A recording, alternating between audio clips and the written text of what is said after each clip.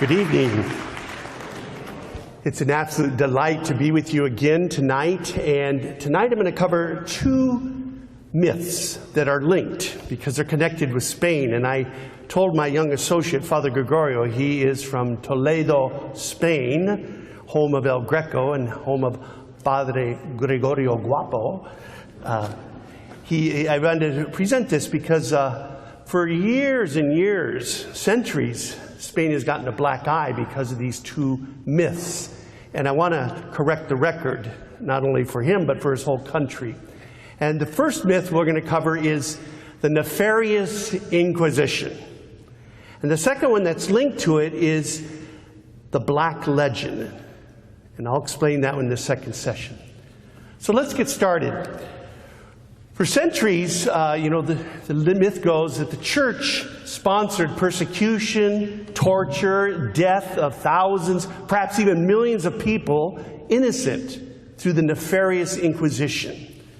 You know, there's ever a word for modern secularists that has become a symbol for the repression of freedom of speech, freedom of thought, freedom of religion, freedom of the press, freedom to do whatever you want, and all the other glorious freedoms so dear to the modern heart.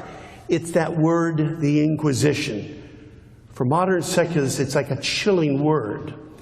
Now, the authorized version of this myth is this. From the earliest days, the Catholic Church has persecuted dissent, starting with Christian heretics, and after the emperors became Christian, those poor, helpless, hapless pagans in the Roman Empire, by torturing suspects and exterminating the recalcitrant. And this continued all the way through Catholic history. We find the church hunting down and massacring the easygoing, civilized people of southern France, known as the Albigensians, because they dared to have their own thoughts or religion. And a little later, we had the very famous or infamous Spanish Inquisition, which would be responsible for millions of deaths. And then came the subsequent Roman Inquisition of the Counter-Reformation that was even crueler than the Spanish one, but though it was on a smaller scale. Then you add into that the torture and the burning of those accused of witchcraft.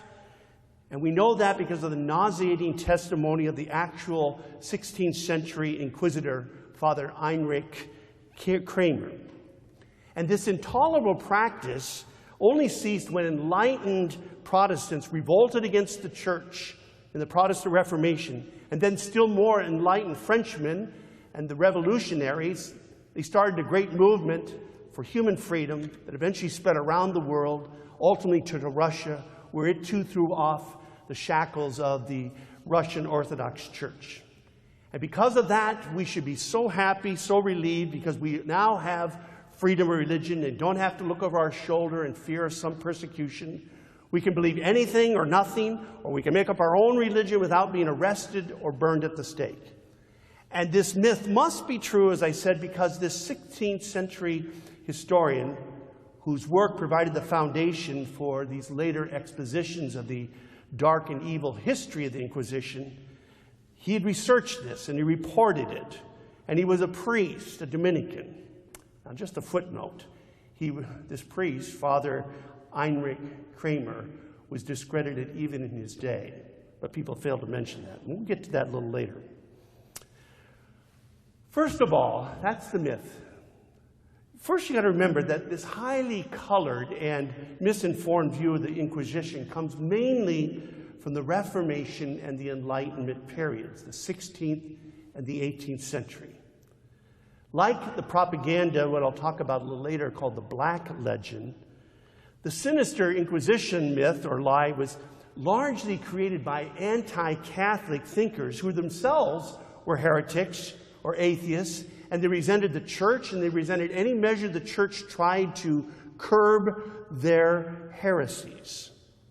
In addition to attacking the Catholic authorities who were currently opposing them, this Reformation era and Enlightenment era critics, what they did is they went back in history and they identified themselves with all the medieval heretics and atheists, other heterodox or wrong thinkers who had ever dared to challenge the church. And they ultimately created then this myth about free-thinking, real Christians who operated outside the ecclesial structures for centuries, suffering at times persecution from the Catholic Church, all the way from the Roman time, and finally it morphed into their protests that resulted in the Protestant Reformation in the 16th century.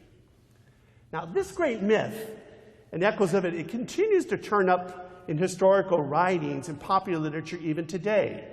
President Barack Obama and President Clinton, they both use this whole thing about the Inquisition in some of their talks. And people just buy into it because they just have little basic knowledge.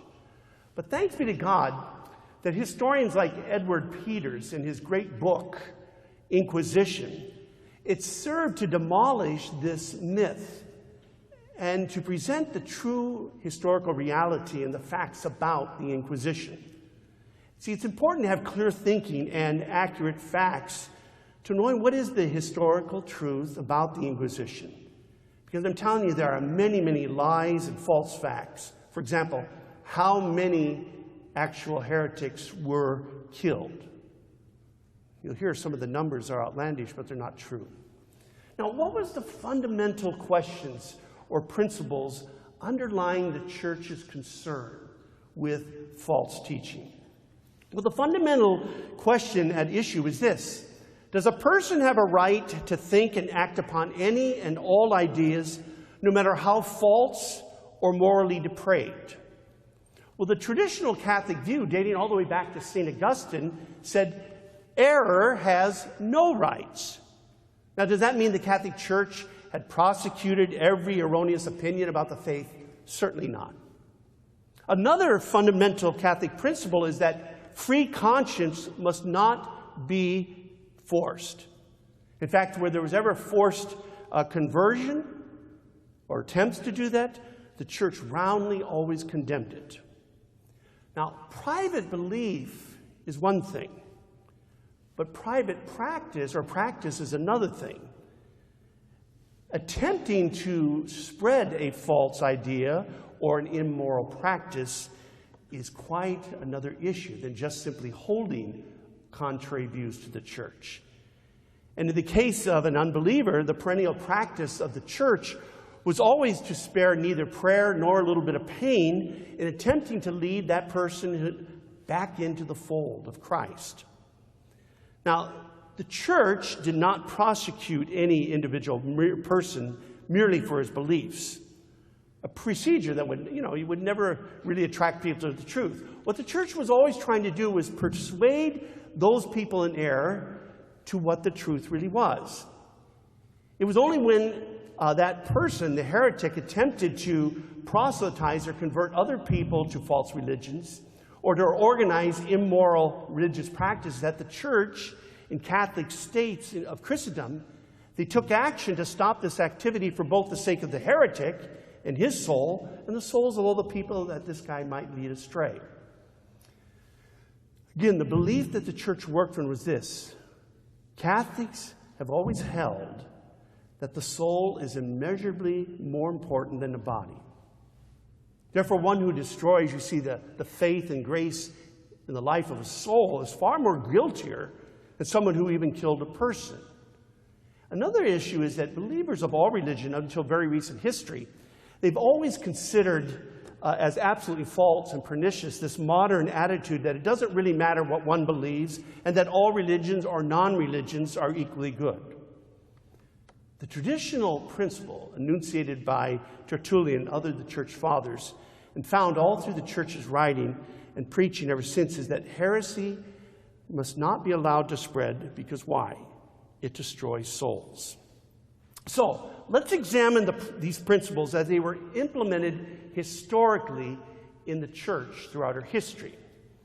Now, there's no question that the first generation of Christians, they operated on the principle that our Lord laid down, that they were to convert the whole world, go out and teach all nations, baptize them in the name of the Father, the Son, and the Holy Spirit. Teach them everything that I've taught you, In other words, by preaching and then by the example of their selfless love, their faith, and their courage to win a world over. Whenever experienced people who began to wander, we hear in Matthew's Gospel, chapter 18, verse 15, if one of the converted begins to hold false ideas, then another Christian is to go respectfully to that person and try to help him see his error. If that doesn't work, the Scripture says what? Bring representatives of the church to try to convince them. And if that doesn't work, if that fails, they have to then give up on him for that time being and treat him as they would a non-believer or a non-Christian. In serious cases, this use of the church's mandate to bind and to loose, you find that when Peter was appointed the head of the church, Matthew 16, 19, when here are the keys of the kingdom. Whatever you bind on earth shall be bound in heaven. Whatever you loose on earth shall be loosed. That idea of binding and loosing, in fact, would be a process that if someone wasn't going to listen, was not walking in community, they would be excommunicated, excommunione, huh? It would be a parallel to what the Jewish people used to do when they cast heretics out from the synagogue. Now, there's no issue of physical, corporal punishment. It's simply a spiritual matter. The famous people, I'm trying to blank, come on, they don't like electricity. Amish people. They have a process, they call it shunning, huh? Shun. That was the whole process. These people were shunned. They were outsiders now until they could see their false ways. Now, in later generations, the early Christians faced more deadly threats from heretics who not only preached false Christian doctrines, but they often led a number of them away from the church and out of the church. What do you do about them, the church asked. Certainly they shouldn't be allowed to destroy the faith of so many souls. Well, in few very early Christian documents, one reads the word exterminare, which has sometimes been translated as you exterminate them, to the glee of the people that want to push this very nefarious myth of the Inquisition. You exterminate. But that's not the way it is translated. Exterminare means to put someone outside the borders, the termini, extermini, outside the area. In other words, exterminare meant you expel or exile someone. If he's causing a problem here in this community, he is expelled from the community or from the country. So he can't propagate this false teaching that would eventually disrupt the peace and order and unity of a country. If they really meant to kill someone, it would be, these words would be used. Munda exterminari per mortem, to put someone outside the border of this world through death. But to exile people, the idea behind exile was the fact that it got rid of doctrinal corruption by how? You deport them, send them away. The early Christian church was not interested in persecuting people, punishing people. They had enough of that through their sickening persecutions. But they were in favor of exporting the pernicious idea. Now, this seems to have been generally true, with some exception, after the Roman Empire became Christian, and even after the emperors became Christian. They had some cracking down, like, as I said last week, on maybe not supporting the pagan temples, but they had no way did they persecute them like the Romans persecuted the Christians, the horrific tortures and death. That just didn't happen. The reason is that they believed that conscience should not be violated at all, that you trust it. And most of the Roman emperors, by the way, they were mostly interested in maintaining the peace in the empire, whatever it took. I mentioned last week Constantine kind of played both sides against the middle because he wanted just unity and peace in his empire. When did the changes begin to happen? Well, they began to happen when the great heresies began to emerge. And the first and the greatest of all the heresies really was a heresy called Arianism. It was by far the worst heresy to emerge within the Roman Empire. The collection of these heretical ideas can only be called really a historical phenomenon. The reason for that is it went way beyond just theology. It affected politics, church-state relations.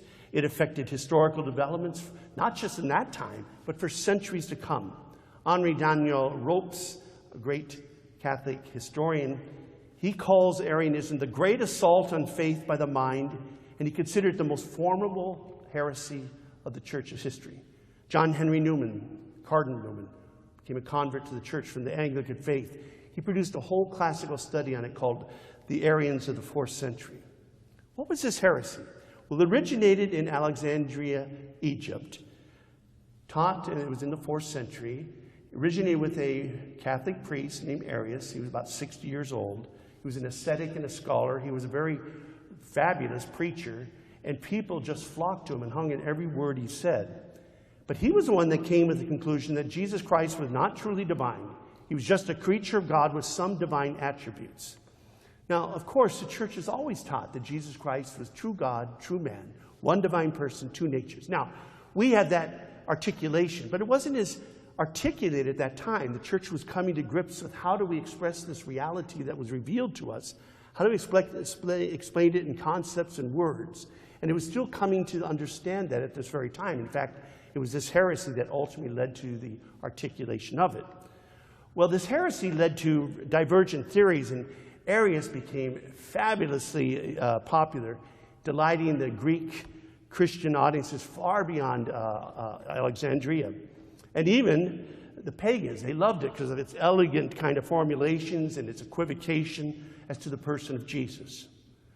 Well, this controversy literally roared through the entire empire, often put leaders at odds with each other. In fact, at one point in the church, the majority of Catholic bishops were Arians and not Orthodox. That was the end result. That's why Constantine called the Great Council of Nicaea, to pull them all together to make an articulation. Why? Because this thing was not just a theological problem. It was dividing the unity of his empire. Now, even though the heresy was condemned at the Council of Nicaea in 325, the heresy had already spread throughout the whole empire, leading to the split in the church, and then many Catholics being persecuted. Great saints like Athanasius, St. Cyril's, whose feast day we celebrated 2 days ago. He was exiled twice for holding to the truth about Jesus, confronting the Arian heresy. But by the end of the 4th century, Arianism within the empire had started to dissipate the influence because of the Council of Nicaea, the proclamation of that, the Roman Empire the Roman Emperor Constantine standing behind it, and the successive emperors. But what had happened to Arianism? By a very clever priest that went up in a missionary activity to all the northern tribes, the German tribes, and they adopted that like that. It was perfect for them. They were tribal people, warlike. It was very simple religion with simple rules, and it had a lot of outdoor rituals out in the forest. It just fit their warrior mentality. So all the Germanic tribes became Arian, save one, the Franks. They stayed with their old pagan ways, but eventually they were converted, and eventually they became the eldest daughter of the church. And ultimately they would throw in their power with Rome up the road. But the other groups, they kept to this, to these Arian philosophy, and it was very difficult. It was difficult for the Catholic missionaries to evangelize, and they were antithetical to the Roman Empire because the church was identified also with the Roman Empire. So it really caused a breakdown in the society and the inability to recruit them. So it became very clear to the Christians of the early centuries that heresy was not just a harmless matter of personal opinion. It could and did affect the destiny of nations. So it had to be combated wherever it appeared by attempting first to convert the heretic, and in some extreme cases by exiling that person in order to prevent any further damage to the community of the faithful or to the nation itself. The Inquisition, which is a court of inquiry into the orthodoxy of a religious views of an individual or of a group, a sect, the Inquisition began when heresy began to be viewed as treason. Remember, I talked about it. It just wasn't a theological issue. When all of a sudden different groups within the nation, because the nation reforming started having this, it started dividing the country. And that's where the Inquisition came in. Until the High Middle Ages, the 12th and 13th century, The inquiries were generally locally applied and executed there. Now, most bishops who were in charge of their particular area, like Archbishop Gomez, would be in charge of the Archdiocese of Los Angeles. His responsibility to make sure the orthodoxy of that area. Well, most of them were very busy, and they had little interest in really doing that. So, in the 13th century, Pope Innocent III, he was really concerned about suppressing heresy and banishing dangerous heretics, especially like the Cathars who were in his time, and I'll explain that. He was very lenient to those people who had doubtful orthodoxy. Never mentioned the death penalty. His policies, you see, were a great improvement upon what the secular order was doing. But something happened in the 13th century. What happened was the church took an interest in investigating heresy, and there was two reasons for that. First, because rulers and those who are ruled were both Catholic, and any threat to the faith meant a threat to the whole realm, to the whole nation. Second, because many heretics did not confine their preaching to spiritual matters, but actually advocated subversive political policies, and even saying that there should be no temporal authority over you at all, that you should be your own God unto yourself. Well, that did not sit well with the secular world at all. The secular leaders were very harsh with these people. The church was different in approach. An early example of state hostility towards heresy would be seen in the Constitution of Melfi. It was promulgated in the Kingdom of Sicily by King Frederick II. He was a particularly brutal and unscrupulous ruler, and his hostility was directed towards a group of people called the Patarines. Who were they? Originally, they were groups of people in Italy who were particularly zealous for reform at a time when the church was trying to root out a lot of immorality, a lot of abuses like simony, selling sacred offices, and other kinds of immorality. In the 11th century in Florence, there was a group called the Patarini, which are also the same as the Patarines. They'd been active in criticizing clerical abuse and immorality.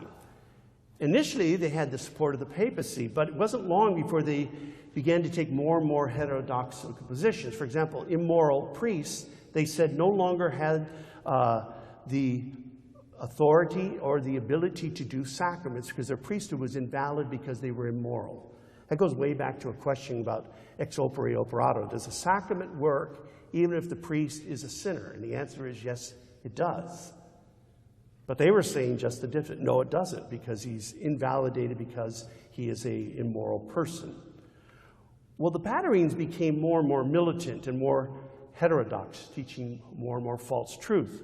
And they began to take matters in their own hand to try to reform the church. Like they would attack wealthy clergy because they weren't living a simple life, and they literally would storm the house, rob it blind, because they felt this was their right because this person wasn't living right. The Patarines also adopted ideas from the Bogomils, which were heretics from the Balkan countries. And eventually, this group would morph into a group called the Cathars. Now, Frederick went after him, not for theological reasons. I mean, Frederick II himself eventually became a heretic. He wanted to set up his own church. He went after them because why? It was disrupting the Kingdom of Sicily. And so he attacked them, and viciously so, even murdering a lot of them, because he wouldn't tolerate heresy. It was very clear in Sicilian law that heresy was equated with literally treason. That's why people were executed. This would be the feature of most heresies during the High and Late Middle Ages. There would be no longer a question of someone being wrong about teachings like, let's say, the Trinity or the Incarnation. The reason why they were so attacked is they were very antisocial groups whose ideas and behavior often undermined the very fabric of a community or a society or a nation. So the increasing involvement of the state in these investigations started to happen at this time. In the 13th century, the Pope assigned two mendicant orders, the Dominicans and Franciscans, to lead the investigations. They were in charge of it. And And their whole purpose was not to punish people, but rather try to convert them, to convince them of their errors. In fact, there's examples of in medieval inquisitors, these priests spending hours and hours and hours trying to explain to an accused man of his ways, why they were wrong. And oftentimes they were very, very successful. So the primary task of an inquisitor was not to punish, it was to literally get someone to repent, to return back to the church. And if he didn't succeed in doing so, literally he had failed in his whole objective.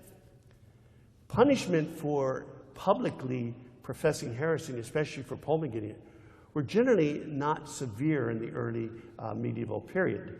They ranged from things like having to go on a pilgrimage or undergoing a period of imprisonment. And it has to be said that in some places, especially when the Cathar sect had aroused such hostility of the population, there are examples, certainly by the secular order, that they literally rounded up some of these people and killed them. But it wasn't the church's work. See, a lot of that happens is what the state was doing is conflated with what the church is doing. In many other places, executions were practically, literally non-existent for centuries. And even imprisonment was very, very mild. For example, there's records showing that a prisoner, while serving his prison term, came down with an illness. So what does jailers do? They let him out of jail, go home and get well, and then come back. And he did. Another person, he wanted to attend a funeral of a relative, so they let him out of jail, and he was asked to return, and he did. Because the church's prisons were far better than any prison in those days, and they were far more compassionate and kind. What happened? How did the rigor or the punishment start to grow more severe? Well, there was two developments in the 13th century that led to more severe penalties. Number one, the first was the revival of Roman law by legal scholars, and it was adapted by governments of most states in Europe. And among the provisions adopted was the use of torture merely for the process of interrogation, not for punishment, for interrogation. And it had to be specifically applied. You could only do it once. It was to a limited amount, to no loss of limb or your life. Okay. It was to only be administered once, though. And it wasn't to really endanger people. That's important because it's assumed that this torture process was used to punish people. It wasn't. Sometimes the secular order did, not the church, though. In later centuries, particularly in Protestant countries, various forms of torture were used as punishment, as we're going to see. One of the famous inquisitors of all time was a guy named Jacques Fournier. He was the future Pope Benedict XII. He interviewed over 930 suspected heretics during his career. He never once ever used torture. He was that skilled in just talking to people, get them to present what their issues was and to explain them. And his penalties were very, very mild, ranging from a pilgrimage to wearing a cross, maybe exile or imprisonment. His entire career, he turned over 42 heretics to the state. So another thing you need to know, the church never executed anybody. It was forbidden. But they turned them over to the state. They were deemed as people who were qualified to die, but the church always asked for mercy. The state oftentimes ignored the petition of the church because they deemed this person as very dangerous to their political power and to the unity. So that was the first development, the introduction of torture. The second development that led to increased rigor in dealing with heresy was a formidable threat posed by the Cathar heresy. That was a heresy that was one of the most bizarre, weirdest, yet one of the most dangerous in the Middle Ages. It's often called the Albigensian heresy, a name taken literally from the region where this sect settled in southern France, a place called Albi, so the Albigensians. And it existed there in that country for many, many decades under all various kinds of guises and names. Properly speaking, Albigensian wasn't really a heresy, because a heresy is what? It's something it's a false teaching that grows up within the church. This didn't. Previously, this heresy was connected to a group called the Bogomils, who lived over in the Balkans. They were very active during the Dark Ages. And then they spread into Italy, and then they spread through the southern part of Europe. It became known by the name of Catharism when it settled into France. And its teachings were bizarre, really bizarre and strange. It developed from the Eastern Manichaean roots, and it had what we call a radical dualism. There was a God of good and a God of evil. Spirit was good, matter was evil. Procreation was evil, women needed to be suspected. There were a lot of heavy rumors, the fact that many of the Cathars practiced homosexuality to avoid creating other human beings, because that would make more evil. That's their kind of thinking. Civil authorities also could have no claim in Cathars, because part of the religion said there is no authority over you. You're your own person. You're not to listen to anybody. So they were professing, literally, a sense of rebellion. And also, if you wanted to become perfect as a Cathar, you had to be absolutely detached from all material things. Literally, you became perfect as a Cathar if you literally would starve yourself to death. So disassociated from anything material. And a Cathar may start out that way, and there's history recorded that some people started, but they were getting hungry, and his friends helped them along to the end by tying them down and not letting them eat. Didn't get a chance. It's bizarre, it's theory. But why did it have such an appeal to people there? One, because the Cathar missionaries were incredible fanatics through and through, and they were incredible in their appeal, very clever. What they would often do was point to the example of the Catholic clergy and their immorality. And there was a lot of that immorality going on in a very lax atmosphere in southern France at that time. They point that out, and they would contrast the priest behavior. Look at the Cathars. They're very ascetic, very disciplined, very moral, at least in their terms. That was one thing. The second is they were quick to point out their grievances to the people in southern France. They said, you guys are second-class citizens down here. The king lives up in the north. He doesn't care about you. You should have your own place. You should have independence. And isn't the Catholic Church an ally to the king who lives up north? They started this divisive nature. Now, it's really very probable that very few Catholics embraced the Cathars' doctrine. But they were stirred by this idea of independence and rebellion. A.L. Mayock explains it in his book, The Inquisition, that the theology of Cathar dualism developed as it grew more popular and entrenched in south of France, assuming the form of a definitely antisocial philosophy aiming at the literal destruction of society. So as this escalation, as this problem began to escalate, Pope Innocent III sent a delegation of Dominicans to the area called Languedoc, and he sent them there. St. Dominic was part of that delegation. And Dominic kind of rebuked a man who was working on Sunday. It was forbidden by the third commandment.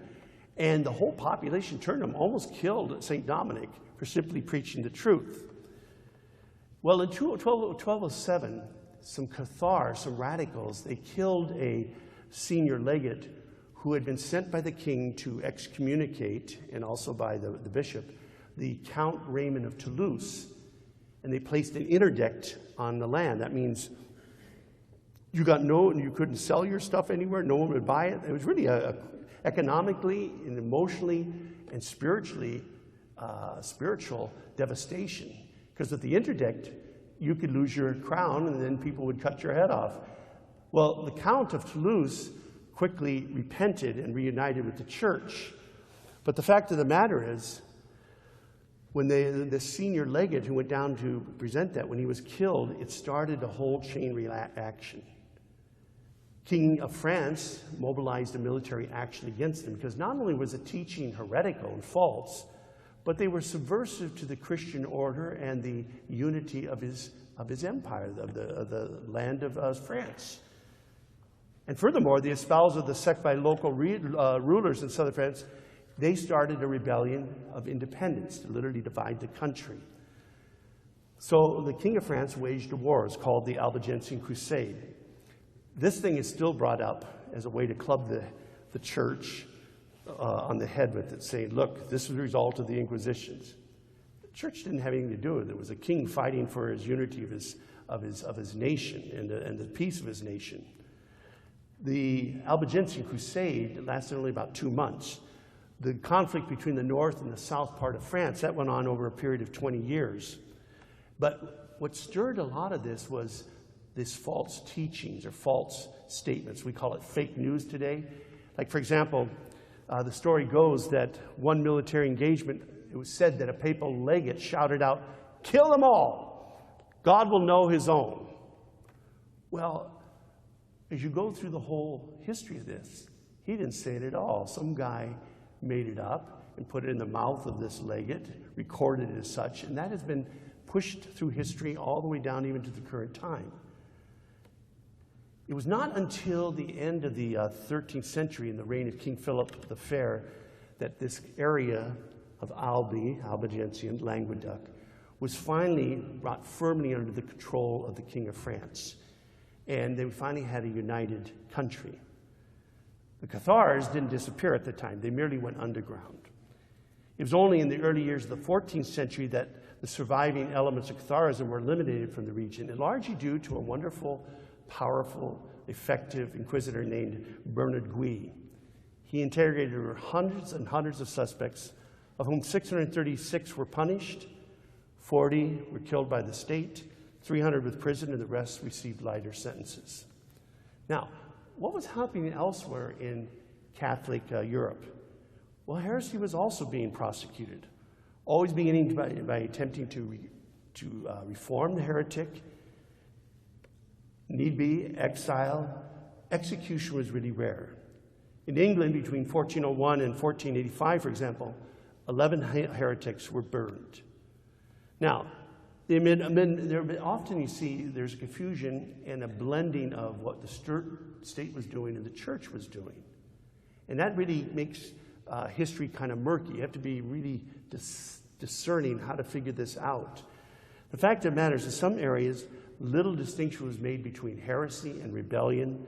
And when it came to rebellion, you were executed. But the church got kind of painted with the brush of being very cruel, and then it wasn't. Again, the church only judged the orthodoxy of somebody. Heresy not only had theological implications, but it also had political implications.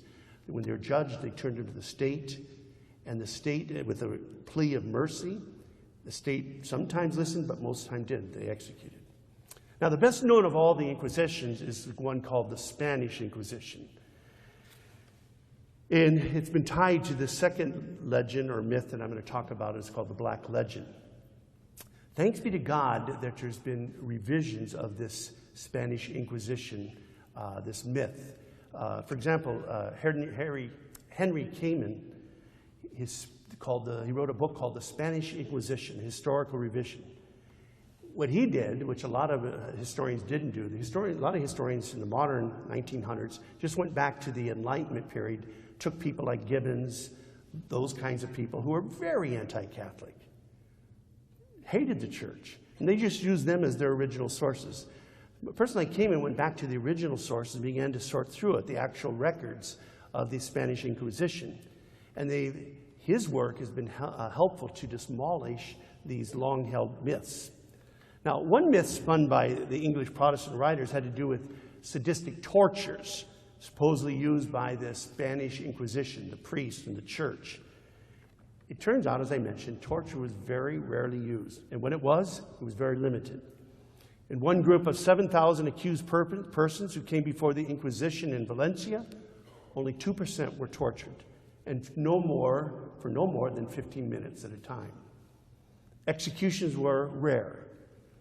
Even the prisons of the Inquisition were far more mild and accommodating than those of the secular order. In fact, there's records saying that prisoners did something, tried to get out of the secular prison into the church prison because it was 1 billion times better, much more comfortable and easy for them. And it was also the fact that in the church you could make an appeal. For example, the famous case of St. Joan of Arc in England, when she was accused of heresy, because it was a trumped-up trial, but she made an appeal to Rome. And it was denied to her, but she made this appeal because the church always had this appeal process. Where did the Spanish Inquisition come from? Well, it began under King Ferdinand and Queen Isabella in the 15th century. What was the historical context? If you remember your history, Spain had been invaded in the 6th and 7th century by the Muslims. Tariq, a famous Muslim general, in the year 711, crossed over from Africa onto the Spanish territory, and he claimed it for the nation Islam. Stuck a flag there on a big rock, and that rock is still remembered for that event. His name was Tariq. Rock in Arabic is Gibal. You get the word Gibraltar. Gibal Tariq is where it came from. But they made the invasion then, and then they literally occupied for almost 700 plus years Spain. And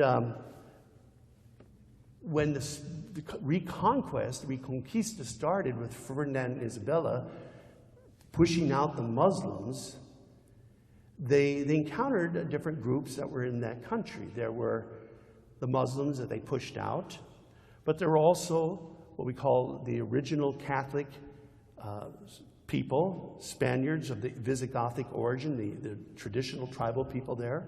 There were practicing Muslims, practicing Jews, converted Jews, and converted Muslims. They were all this disparate group living within the country.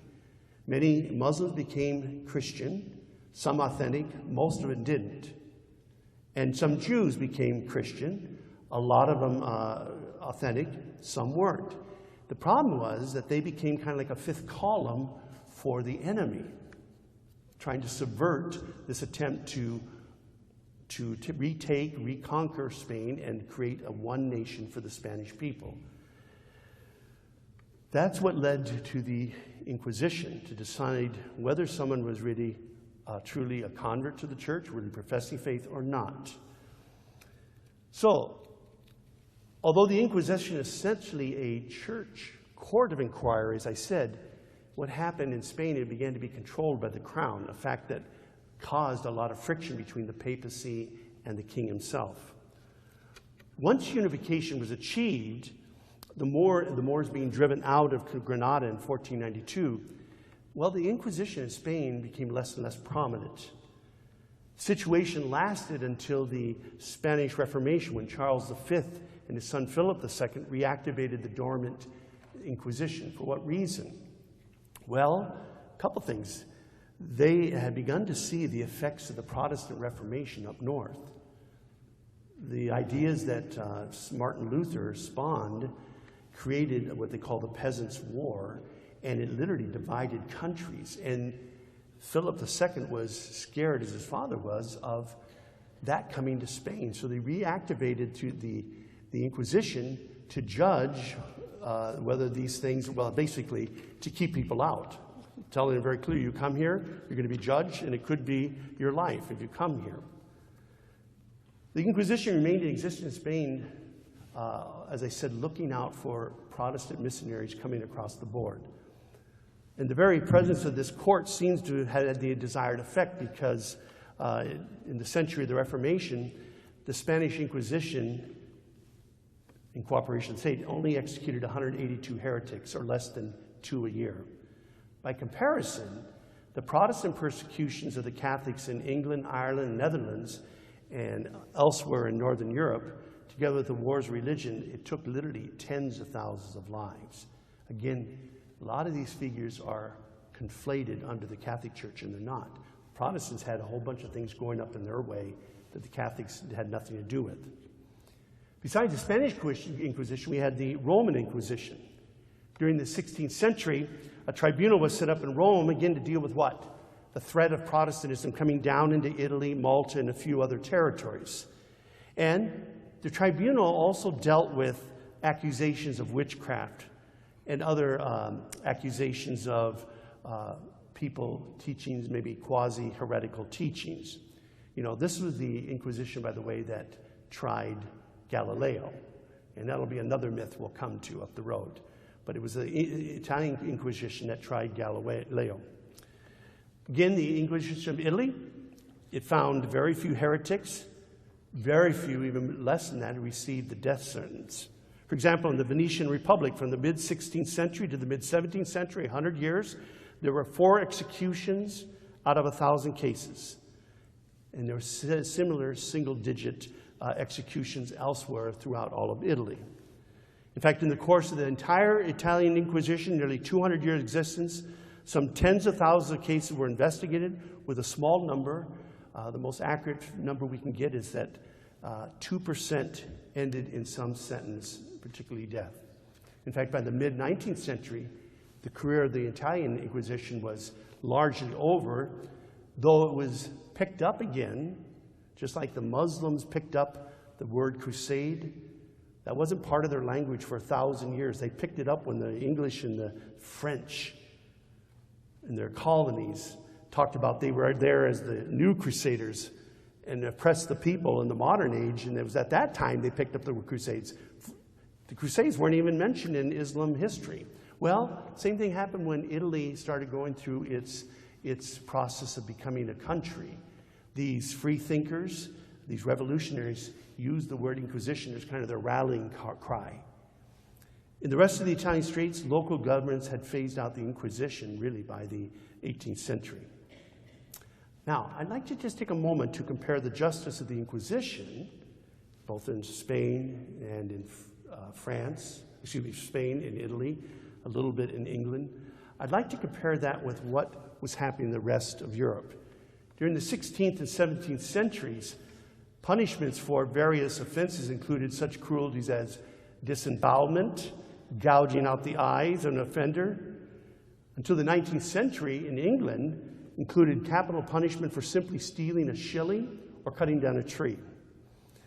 A lot of the false ideas of what supposedly went on in the church courts and the prisons of the Catholic Inquisition seem to be drawn from what actually went on in the secular justice systems in Protestant countries, particularly England, following Henry VIII's break from the church. For example, you've always heard about the Iron Maiden, that box that has spikes, and they close it in on you and they pierce you. That's the Spanish Inquisition. Not correct. That was actually a gruesome torture device that the Germans used. Spanish never used it. It was up in Protestant Germany. Likewise, the distinction between the use of torture in inquiry by Inquisition courts, done only with very strict limitation, remember, once and no more than like 15 minutes, and no damage to limb or to life. Well, in the Protestant areas, torture began use as a punishment by the secular courts, particularly in Northern Europe. It was said that Queen Elizabeth I, she enjoyed reading the nauseating accounts of her notorious inquisitor, Topcliffe. She loved to read that while she was eating her meals, you know, it just took a delight. It's also said that during Elizabeth's reign that the rack was never silent, as many English martyrs would attest to. The rack is they would tie your arms and feet and they would just roll these things and they would just stretch you and tear you right apart, you know, and often torture you. Also, there was a very charming English custom of hanging, drawing, and quartering a condemned prisoner. He was dragged through the streets until he came to his place of execution, and then he was hung till he was nearly dead.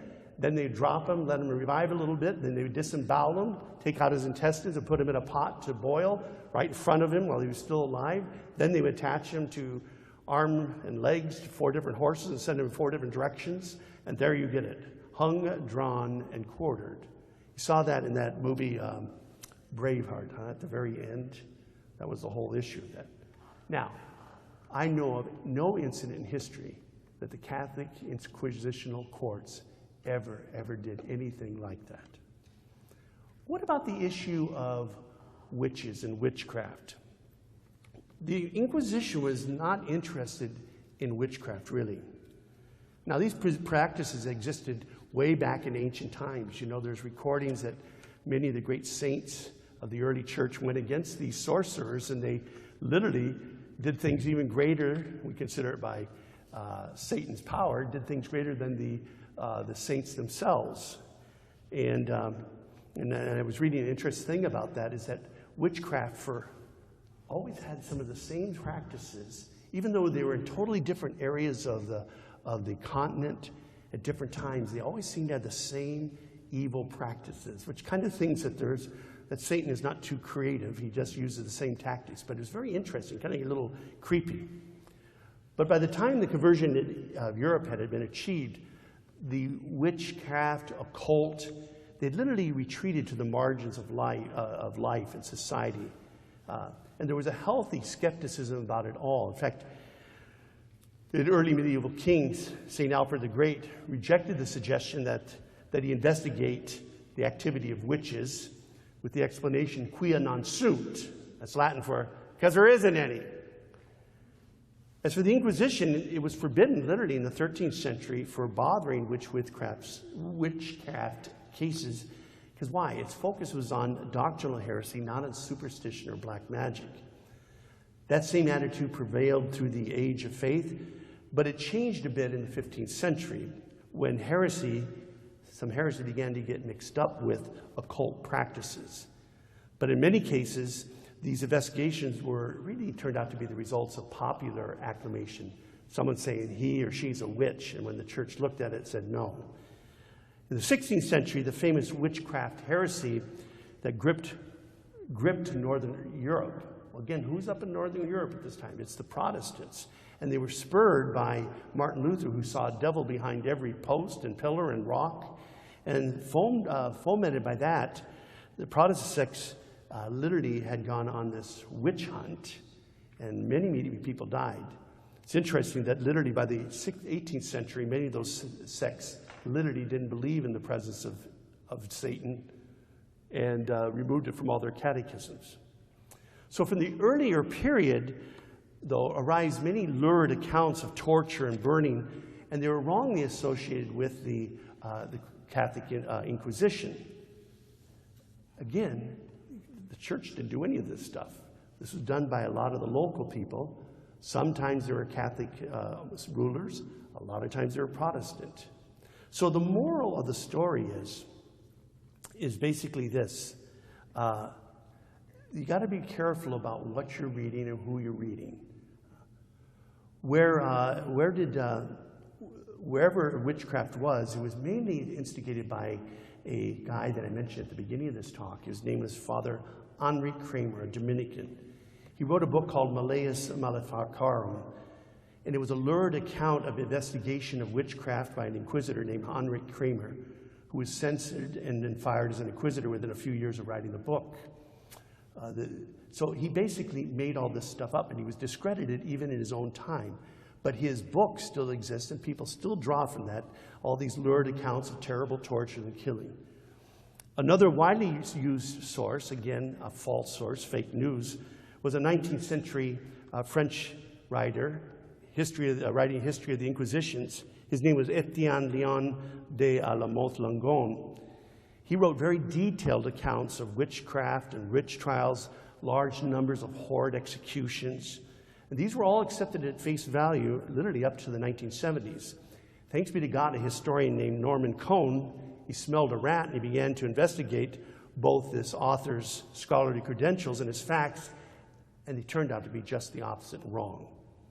There's also other historical sources that, again, are flat out wrong. The moral is this: take anything on witchcraft written before the 1970s with a very large grain of salt, because so much of it is just bogus. The newest estimates are that most execution for witchcraft by local secular courts, not ecclesiastical ones, not church ones, occurred in Protestant Germany and Switzerland, and they numbered close to 20,000 people. In Catholic Ireland, the figure seems to be exactly 4. Ironically, at the very same times here in this country, we had the Salem witch trials, And during that, a woman was accused and summoned before the Inquisition court in Mexico on a charge of witchcraft, possibly at the request of her neighbors. Well, she was completely exonerated by the church, and the priests who were spurred on by his people, they were reprimanded for being so gullible and acting unjustly. Sadly, the Salem witches didn't get that kind of protection at all. They all died. Now, what are the benefits of the Inquisition? People say, what do you mean benefits? There were great benefits. As we've seen, the original goal of the Inquisition was to protect the purity of the faith in the souls of the faithful, because our thing is, we're here for a short time. Our real destiny is heaven, and we don't want to lose heaven for something we're missing here, and that's why the church was so eager to convince people about the truth. It should be obvious that there's no obligation to tolerate errors. I know we live in a world that says everything's the same, it's what you think it is. Yeah. When people start saying that to me, I say, well, then give me your $100 bill and I'll give you one because it's all what I think it is. And, you know, I mean, it's just ridiculous when you start pointing out the inconsistency of the arguments. But there is no obligation to tolerate errors in doctrine that can endanger everlasting life for a soul. And why? As I mentioned before, because the destruction of the life of a soul is considered a far eternal more bad evil than even the murder of the body. So therefore, heretics who would destroy a soul of other people either had to be converted or prevented from doing harm to that person, either by being exiled, in extreme cases by a death penalty. Sadly, as I've been mentioning, political motives were often mixed with religious intent, such as Catharism, It just wasn't preaching a bad theology and bad doctrine. It was preaching rebellion against the state. And it often meant then that the state used the church court to assess if this person was right or wrong. And the church, as I said, would hand him to the state to be punished in some sort, often asking for mercy. Sometimes, and many times, the state didn't listen to it because they were afraid about the disunification and the rebellion that it would lead to. Also, the church was able to exercise little control over the methods used by the secular order. Now, there can't be any doubt that in most periods that the Inquisitions did really, really good work for souls. The sinister dualism of the Cathars would certainly have triumphed in south of France and resulted in such chaos because of their bizarre teaching and bizarre philosophy. Even Charles Lee, he was a fierce anti-Catholic. Fierce. He admitted in the case of the Cathars that the church was absolutely right, and as he quoted, on the side of the angels because it was so bizarre and so destructive to society. Likewise, the preservation of Spanish Catholicism, particularly when the Protestants started to filter down from northern Europe into Spain, the Inquisition was enough to threaten them. If they come in, they're going to be judged and maybe even executed. It kept them out to keep what was a tremendous effort to unify that nation state through the efforts of Ferdinand and Isabella and their successors. Now, were there cruel inquisitors in some place? Of course. You always got some bad apples, huh? Okay. Were methods of interrogation distasteful to modern sensibilities? Yeah, we could say that, especially now. But I can think of worse methods employed even now in many enlightened minds. How about late-term abortion? I don't hear much comment about that, huh? Well, I can talk a lot of things. Execution of people now through lethal injection because they're a burden on family and maybe a burden financially on an insurance company. We encourage them. I can think of a lot of horrific things, huh? So it's amazing how we don't have the same way of judging past by what's going on today. Given the formidable task of guarding the purity of the faith in Christian souls, the overall record of the Inquisition in dealing with heresy and its consequences is not only defensible, but really, I would say it's admirable. So in conclusion, pretty much everything that people have heard and perhaps believe about the Inquisition, it's pure bunk. In fact, in 1998, Pope John Paul II, Saint Pope John Paul II, he opened the archives of the Holy Office to a team of 30 scholars from around the world. And they produced a 800-page report in 2004. And it confirmed the discoveries of many historians from the early research in other European archives. And it reads this way. The popular view of the Inquisition is a myth. Most people accused of heresy by the Inquisition were either acquitted or their sentences suspended. Those found guilty of grave error were allowed to confess their sin, do penance, and be restored to the body of Christ. Unrepentant or obstinate heretics were excommunicated and then given over to secular authorities. Despite popular myth, the Inquisition did not kill or burn heretics.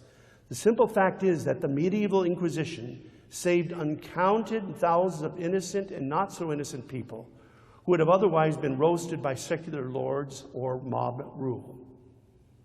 It was only much later that the Inquisition, as I mentioned, got conflated with the state, taken over by civil authorities, and the forgiveness and mercy shown by the church didn't prevail in many cases. So in summary, the myth about the nefarious Inquisition really comprises 4 major lies that make up this big false myth.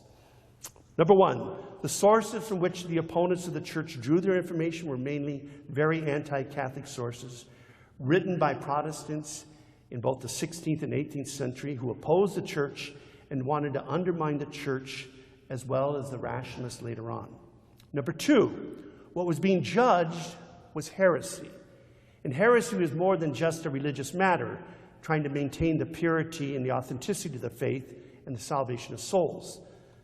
That was the most important issue of all life, and that should be our important thing. Why do we want to seek people and correct them of their errors?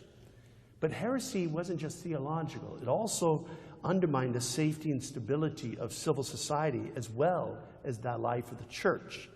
Number 3, the church mainly judged the orthodoxy or the non-orthodoxy of someone's belief, often protecting people from false accusations. The state or country carried out the penalty, often ignoring the church's plea for mercy. And number 4, what the state government did and what Protestants did are often conflated with what Catholics did with the Inquisition, especially when it comes to torture and the numbers of people executed. So perhaps for the modern secularists, the politicians, and the media, maybe they should be the ones who be put on trial for spreading so much false information about this myth, namely for centuries. The Catholic Church sponsored the persecution, the torture, the death of thousands, perhaps even millions of innocent people through the nefarious Inquisition. Considering these facts I just gave you, those modern secularists, if they went on trial, would be found guilty. Amen. Let's take a little break, rest our backside, get some refreshments, and we'll be back in about 10 minutes. The last myth for the night is the black and expedient legend. And it goes this way, that the Spanish explorers of the New World were cruel, they were greedy, carrying out the orders of their Catholic masters and bringing such untold misery to those very peaceful Native Americans, both in North America and Central America. Now, when we come to this myth, it really exemplifies how historical lies are often a result of a combination of motives. So the black legend says that Spanish were historically a very cruel and brutal people, and evidenced by the way they treated the Native American tribes that they conquered in the 16th century. And the fact that the conquistadors came, a lot of them, most of them from Spain, which was a Catholic country, and they were Catholic, well, it made it even worse. And the missionaries they brought along, they were viciously suppressed the religion and culture of very highly sophisticated, civilized people, such as the Aztecs, bringing death, disease, and servitude while ramming Christianity down their throat. That's the myth. It's really a historical fairy tale. Where did it come from? It was produced by the English and Dutch political propagandists. And they were motivated by what? Remember what's going on at this time in history. They were motivated by nationalism and colonial rivalry in the New World, as well as religious fanaticism as a result of the Protestant Reformation. Both England and Dutch had gone Protestant. It's only been quite recently, even up to quite recently, that English and American textbooks, they record a lot of these versions in them. I'm not going to spend much time on it. You can read it in the notes, but it's amazing, you know. For example, in the 1966 edition of the American Nation, A History of the United States, Columbia University professor John Garrity, we learned that Spanish conquistadors and conquerors wrenched their empire from innocent hands. In an important sense, the settlement of America ranks among the worst examples of naked aggression in human history. That's just how a lot of this has played out. Well, the history has begun to change in the recent years because a number of well-trained historians are going back to original sources and not just drawing upon the Reformation and Enlightenment and rationalists of the 16th, 17th, and 18th century. And thanks be to God, there's a revived version of this tired old tale. The focus I want to do in this session describes Spain's conquest in the New World, and particularly in Mexico. Okay, I'm going to stay just with that. It's very expansive. They had things down in South America, even Central America, but we're going to stay with Mexico. We're more familiar with that area than anything else. What's the historical setting of the Black Legend? Well, remember I told you in the last session, King Ferdinand and Isabel, they combined their forces and they drove out the Muslims from Spain and reunited that country. And they then entered at that time, 1492, into a very golden age for themselves. Why? Well, because Queen Isabella sponsored Christopher Columbus, who came here to America, and lo and behold, they find a whole new territory, and wonderfully, they found gold and silver. You know, a lot of times Spain is always pictured as being rapacious and greedy, and the English are the very mild-mannered people, you know. English were sent for the same reason. The problem is they went to Nova Scotia. All they found was good fishing spots, and that's good. But they were going after the same thing. Unfortunately, they just didn't go to the right places. Spain did. And what resulted is, by the end of the 16th century, Spain and England were commercial, colonial, political, and religious rivals. And for the second half of the century, the rulers of Spain, Philip II and Elizabeth I, they became bitter political, personal rivals. Why was that?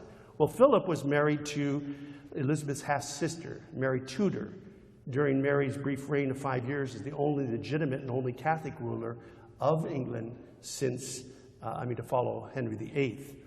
Elizabeth was raised a Protestant, but she promised Philip and Mary that when she succeeded to the throne, she would allow Catholicism to continue to flourish in England.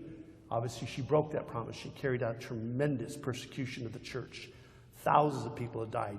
Hundreds of priests died. You know, it's just the reality. And in the eyes of Philip, not only was that such a torture for him as a Catholic, but also Elizabeth was not, he in his mind, a legitimate heir. He was the illegitimate daughter of Anne Boleyn and King Henry VIII. That Mary, Queen of Scots, was the actual heir apparent. Of course, Elizabeth eliminated that problem by having her beheaded. Besides the political quarrel and the religious difference, there was also the fact that Elizabeth I was sending out all these war parties, these buccaneers, the famous sea dogs, and they were raiding all the Spanish colonial ships, bringing all this gold back, taking it over. Francis Drake and all those people. The rivalry existed also religiously because Elizabeth was all for the Protestants, Philip was for the Catholics, and he was trying to, because he was heir to what was the Holy Roman Empire that broke down at that time with nationalism.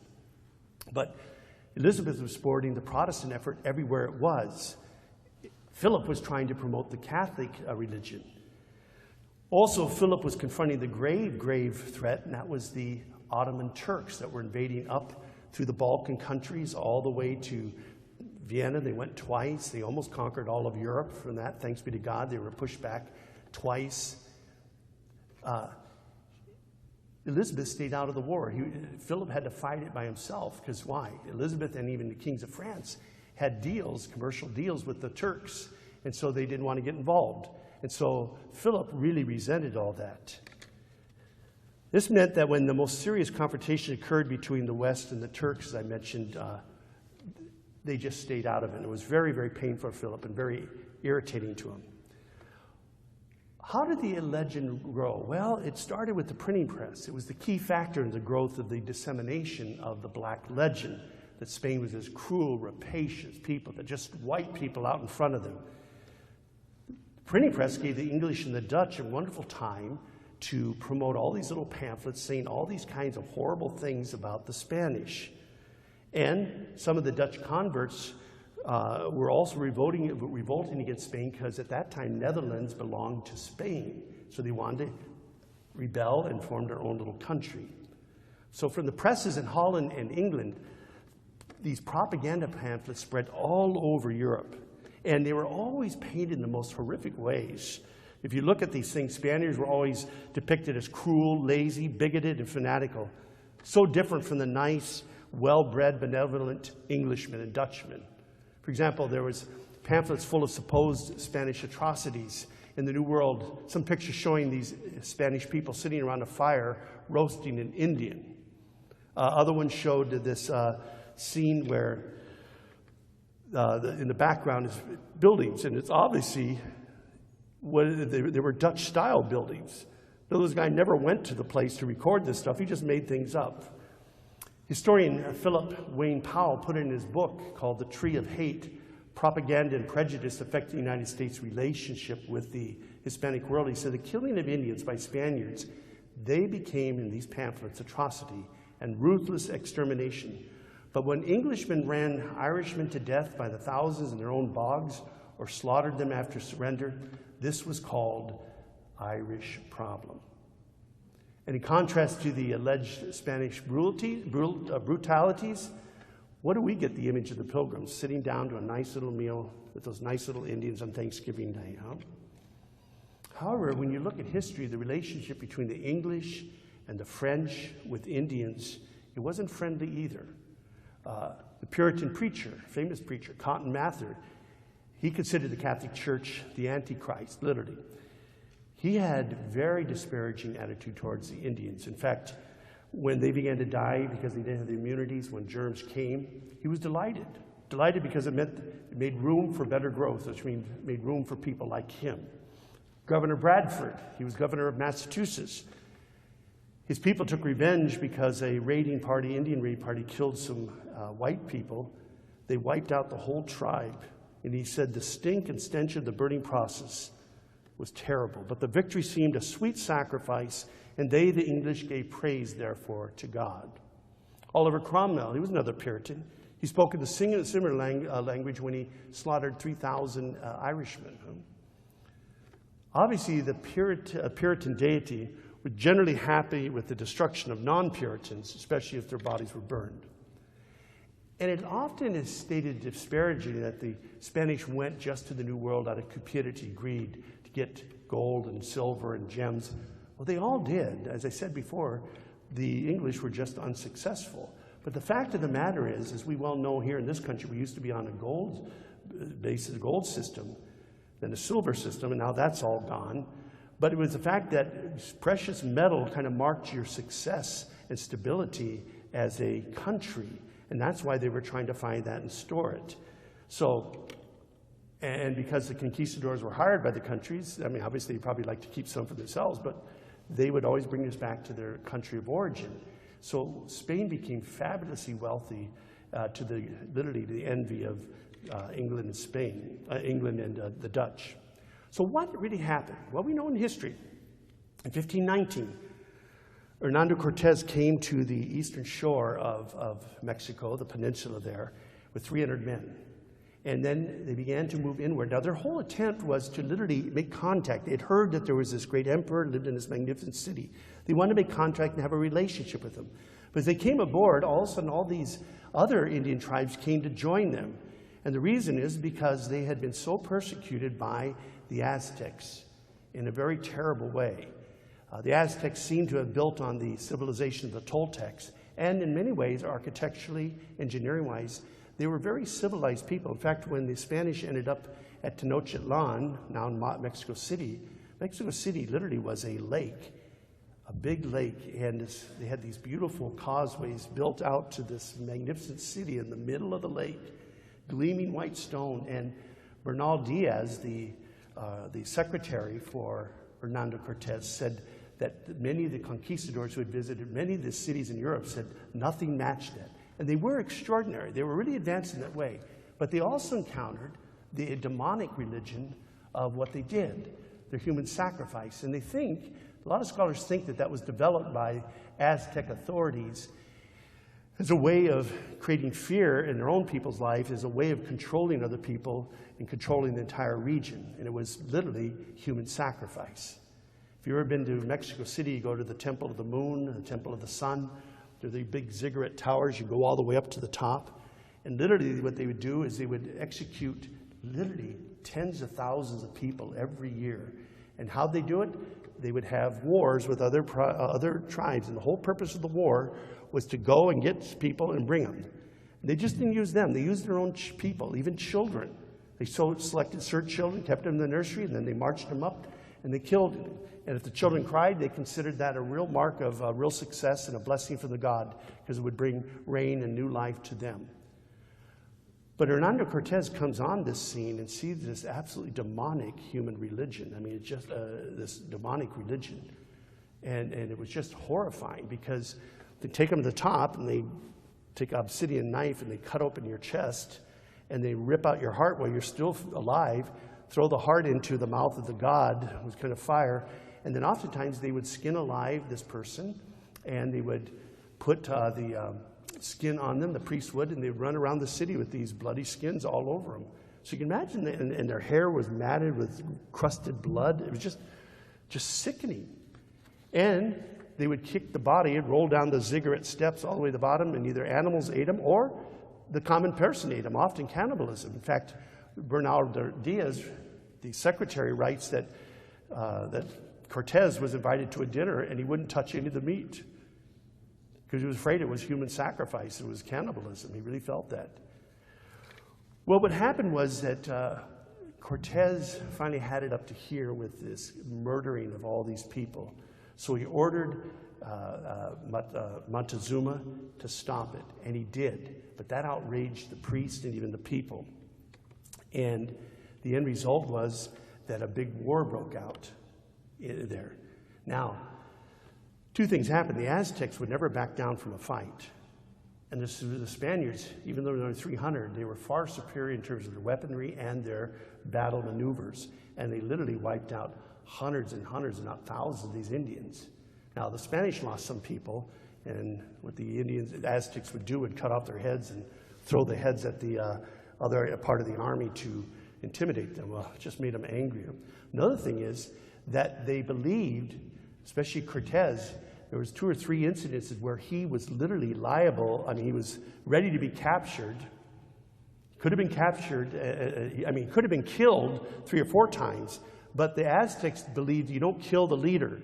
You capture him, and then you use it for human sacrifice. And they caught Hernando Cortez a couple times, but they were arguing over who was going to get the credit for taking him, and he escaped any number of times. When one of the attacks, Montezuma was killed by a stone, and the story first was told that the Spanish killed him. It wasn't the Spanish. It was the big rock or boulder was thrown by an Aztec, probably in anger towards Montezuma because he capitulated to the Spanish.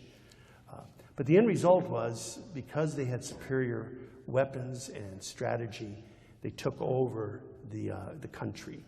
Often, too, people say, how could it happen? And I said, well, all the other tribes formed and joined them because they were so angry. They wanted to destroy the Aztecs for hurting them for so many years and killing so many of their people in the most brutal way.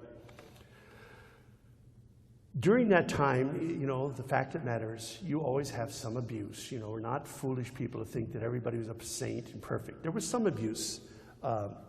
But what the pamphlets of the Black Legend said, that all this abuse was going on. The fact of the matter, it wasn't. In the beginning, some of the successors of Cortez to Mexico City were cruel and greedy. And the king was far away, and that was the problem. The ability to communicate was so far away. It took a while for it to get over there. It's not like we have text messages. It'd go 3 months over there. By the time it came back, it's 6 months or a year. And things had happened during that time.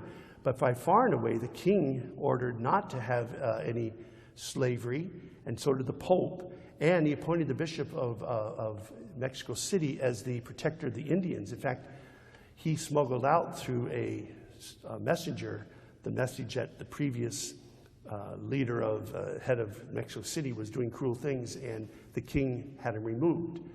So there were some abuses, but there were tremendous amounts of blessing and benefits. Under Cortez, the first hospital for Indians was established. In 1534, the Spanish organized and founded schools for the Indian girls. In 1539, they set up a printing press in the New World, and they printed translations of all sorts of writing in the native language of the people so they could read it. Orphanages, trade schools, and colleges followed, even a university for Aztec students that was built in 1551.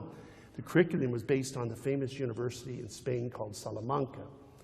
The first class that graduated, the Aztecs were very bright people, very intelligent, but they graduated, and the Spanish was going to hand over the university to them, but they were very hopeless in terms of organization, so they couldn't really handle running a university. Bright students, but not good organizers. The treatment of the Indians after the conquest, well, from the first discoveries in the New World, scholarly debate raged about, were these newly discovered people human or not? Because remember, the Spanish, when they went to areas like in the Amazon in South America, they encountered very, very primitive tribes who were nothing like the Aztecs. Aztecs were certainly very civilized people in the area of engineering, architecture, astronomy, but obviously demonic in their religion. Well, the ultimate declaration of the church is, yes, all these people are children of God. They are, and they need to be protected and cared for. In fact, the Catholic thinkers took seriously the statement of Pope Paul II in 1537. Indians should not be treated like irrational animals and used exclusively for our profit and our service. They must not be deprived of their freedom and their possessions, even if they're not Christian. And on the contrary, they must be left to enjoy the freedom and their possessions. Also, Cortez set up areas where he literally gave areas to the Indians, and he didn't have any Spanish interact. They took care of their own areas. Some areas he had Spanish governors, but he gave like land grants to certain of his soldiers. But others were just designated. So they were very compassionate. They saw them as human beings that had a soul that needed to be evangelized. Now, I'm not going to spend a lot of time, but I can talk about the obvious comparison between the Catholic view of rights of indigenous people with the French and the English. They didn't view it that way. They just wiped out the opposition, making treaties and then breaking them all the time. The Spanish were very compassionate and very good and benevolent people. Well, in the first years of the conquest of Mexico, very little conversions, very little. And then in 1531, we have that magnificent incident where Juan Diego, an Aztec Indian, beholds a woman and tells her to take these flowers in the middle of winter, these roses, Castilian roses, to the Bishop of Rome and tell him to build a church here. And you know the story. It goes back and forth. They don't believe him. Tell him to bring a sign, so he brings the roses, and then on the tomb appears this magnificent image that still confounds experts today. It's not anything of this world, not the colors, not the thing. And so beautifully pictured because it shows a Aztec maiden with Jewish roots because she has a black ribbon around her, which is a Jewish sign that she's pregnant with child. She stands in the sun and the moon, the gods of the Aztecs, with the stars on her thing. They say the stars on her dress and on her cloak, the mantle, that sea blue green, those were very sacred colors to the Aztecs, were literally the constellation of the year 1531. Scientists have gone back in time and said that's exactly how the stars were. It's just a miraculous thing. Literally, images in the eye, they've done this spectrometry where they go deep into it. I'm telling you, when that thing happened, all of a sudden, in 6 years, 8 million Aztecs became Catholic. Now you got to remember what's happening across the ocean over in Europe. Catholics lost about 4.5 million to the Protestant Reformation. 8 million came into the church through our Blessed Mother's intercession of Our Lady of Guadalupe. The importance of this mass conversion can't be overemphasized. Because why?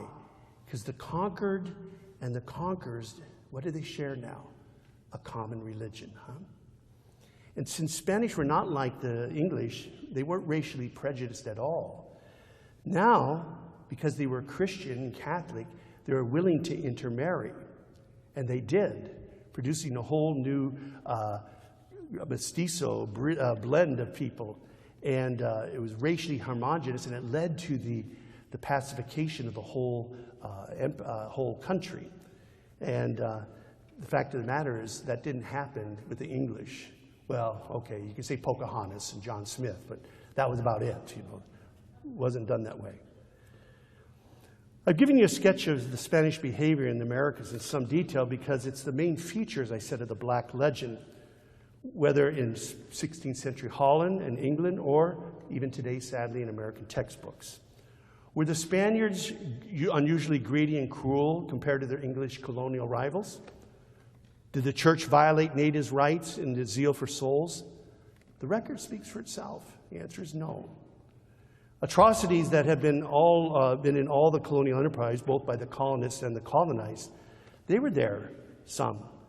But they were hardly limited to the Spanish. It was the end effect of some country colonizing another. You're always going to have fights and breakouts, and there'll be some killing. If you want to just have some notes of that, just look back at the reports about the German colonists in Venezuela and the horrible atrocities that happened there. You never hear what was happening in Protestant areas and from Protestant countries. The fact is, the church's solicitude for Indians in both spiritual and material ways was really praiseworthy for people at that time. Of course, Spanish success in the New World is not the only component of the legend. The fact of the matter is, you go further in the future with history, Spain was ruled by Franco, who was a very strong-handed, heavy-handed kind of leader, kind of almost a dictator. And in the liberal view, that just shows you again, you look at what the Catholic Church does. They just dominate people. They wipe out people. If you don't agree with them, they just kill you. They did it to Indians. They're doing it now to their own people in Spain. But you know, one of the first revisionist works on the Black legend to be published in the United States, as I mentioned before, was called The Tree of Hate, Propaganda and Prejudice Affecting the United States Relations with the Hispanic World. And Philip Wayne Powell discusses a lot of things, and he says this: the 19th century liberation movement in Spanish America, which threw off the rule of Spain and produced numerous independent states of modern South and Central America, what did they do? They adopted a version of the Black legend because it worked for them to break in rebellion from Spain, their mother country, and to set up their own independent. So for political powers, they used it. So you see this thing being recycled, bringing up just like the Muslims are bringing up the Crusades. They had no interest in the Crusades. It wasn't recorded in Muslim history. They were inconsequential to them. But it was the colonists of France and England who wanted to use it to promote themselves as these new romantic conquerors again, were the Crusaders, and then they picked it up, and that's how it got back into our century now, and why we're reaping the hurricane of violence because of the seeds that were sowed back by the French and English colonists. Well, that happened. But the fact of the matter is, you even go into our country, there's always been this kind of disdain towards the Hispanic countries. Teddy Roosevelt, who took a dim view of non-Anglo-Saxon people, he considered that because the United States was a civilized nation, it must fight chronic wrongdoing throughout the Western Hemisphere. The Spanish-American War, Roosevelt, that was taking of Panama, all those things, Taft's dollar diplomacy, were all supposed to make Hispanics what? Like us Americans. Wilson's missionary diplomacy, particularly in Cuba and Haiti, it was intended to show what? Those backward Hispanics, how to really elect good men and how to be like us. So it's a little wonder that Americans have what I call Hispanophobia, and it's been a whole staple diet of our schools and our textbooks, because it often provoking a corresponding antipathy and distrust of the Hispanic world. So as far as the original Spanish colonization goes, we can concur with Louis Hankey that no European nation, possibly except Portugal, took her Christian duty towards native people that they conquered more seriously than did Spain. And it really was, as you look in history, considering everything, a great achievement. So hopefully, this information can clear up a very black legend and dispel this myth. Amen.